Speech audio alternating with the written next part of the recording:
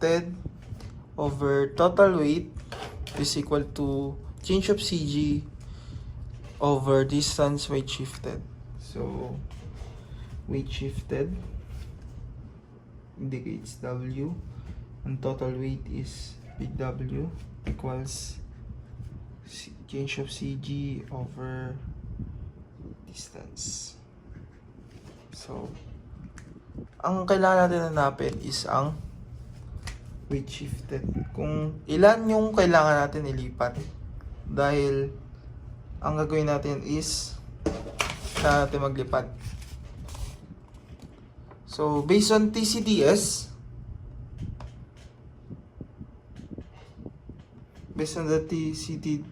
TCDS, ang baggage compartment ay merong 2, 4, 6, 8, 9 compartments.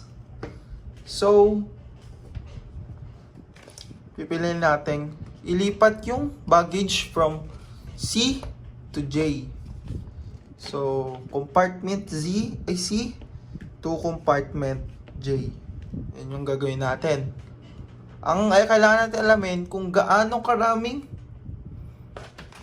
weight ang kailangan ilipat natin sa from compartment C to compartment J na para tumama ang ating loaded CG.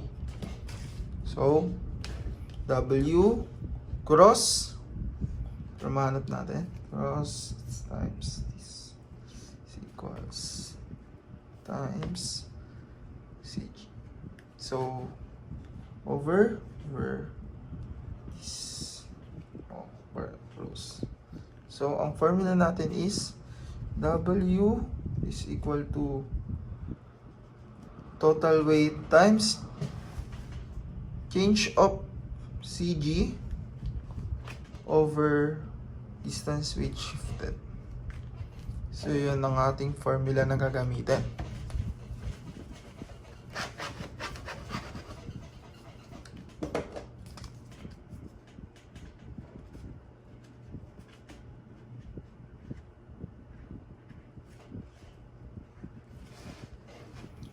So, ang total weight is equals natin. Ang total weight natin is 52,710.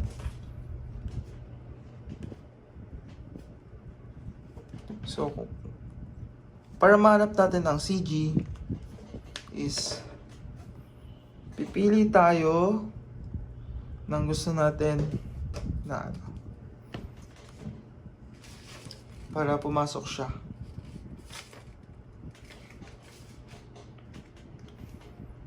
So, 292.71 is minus 315.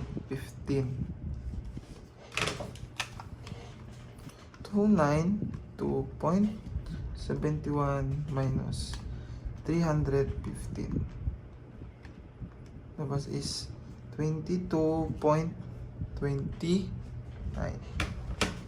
Yan ang ating new CG. 22.29. Para mahanap natin ang distance shifted, kailangan natin alamin muna kung saan natin ililipat. So, ililipat natin ang compartment C sa compartment J. So, based on the compartment C, ang midpoint niya is compartment C is 235. 235. Easy. So, ang compartment J naman is 615 plus 704 divided by 2 is 659.5. 659.5. Gawin natin is kailangan natin siyang i-minus. Dahil ililipat natin tong 235 sa 659.5 na arm. 235 minus 659.5 minus 235. So, equals natin is 424.5. 424.5. 424.5. 424.5. So, dahil nakuha na natin lahat ng given natin, isasolve na natin. W is equal to 52710 times 22.29 over 424.5. So, is equals to 52710 over times 22.29 over 424.5.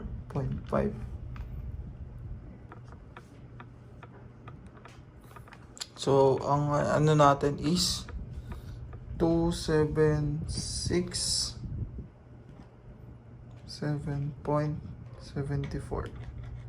pounds.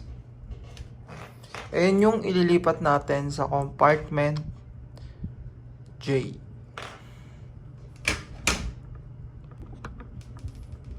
So, to check, I rewrite the table.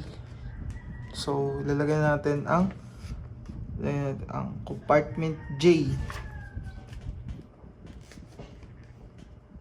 Ang kanyang arm ay 659.5. Ang ililipat is from compartment C to compartment J ay 2767.74. So, 3,000 minus 2767.74.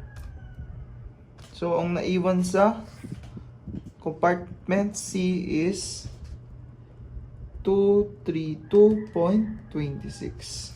So, gawin natin is ita-times natin yan. Ita-times natin siya sa kanyang arm. 235 equals to 54581.1.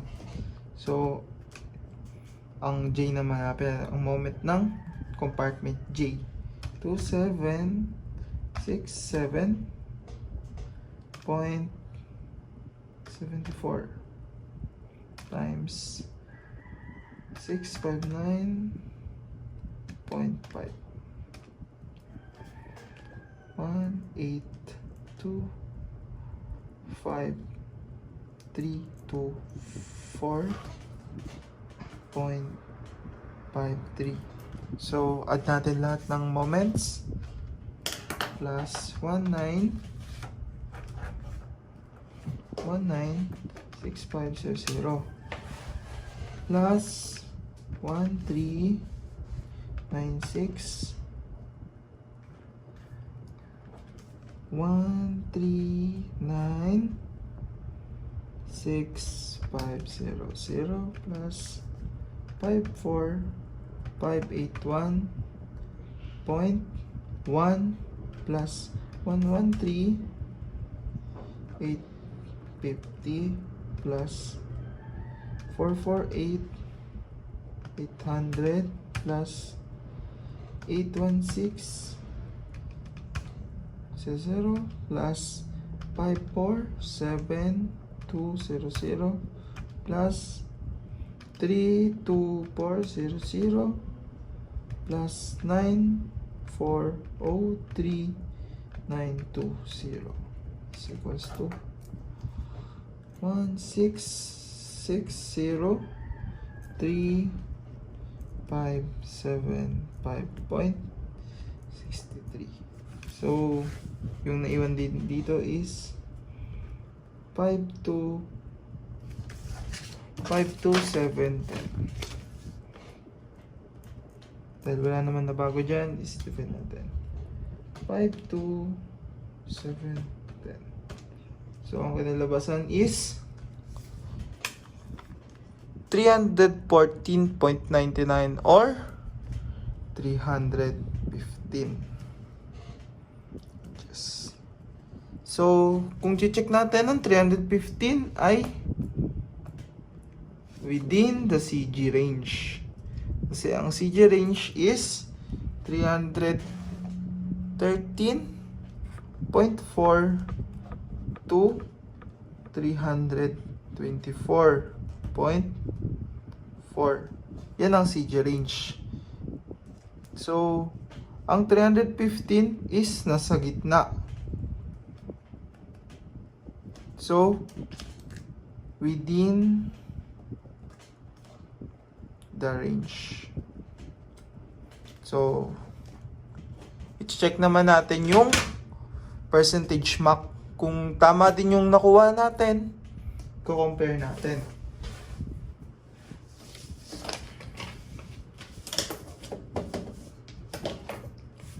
Ito ulit ang formula ng CG mark. CG. Dito. Ito lang pala sa last. Ito yung formula ng CG mark. Percentage mark pala. So, ang percentage mark natin is equal to distance yung kanina rin, distance of Lemac.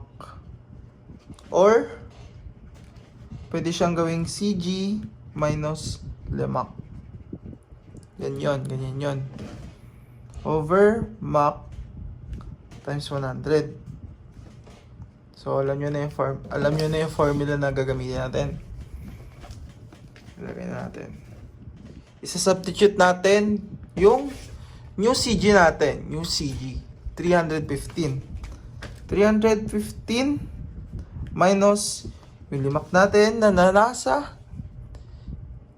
TCDS is Lemac is 275.61 over yung Mach natin is 164.25 times 100. Gawin natin. Solve na natin ha. So 315 over minus 275.61 over 164.25 times 100. Ang nalabasan niya is 23.98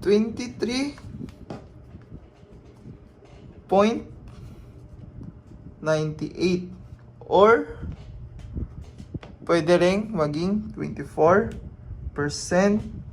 Mach. So, ang 24% Mach natin is within the CG range. Within the CG of S Mach at percentage Mach. Ito.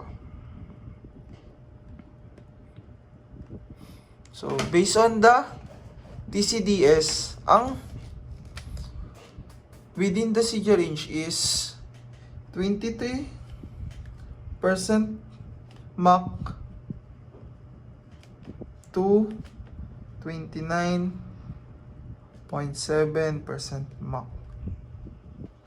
So, ang ating 24% Mach ay within the range. Within the range. Ating 24% Mach.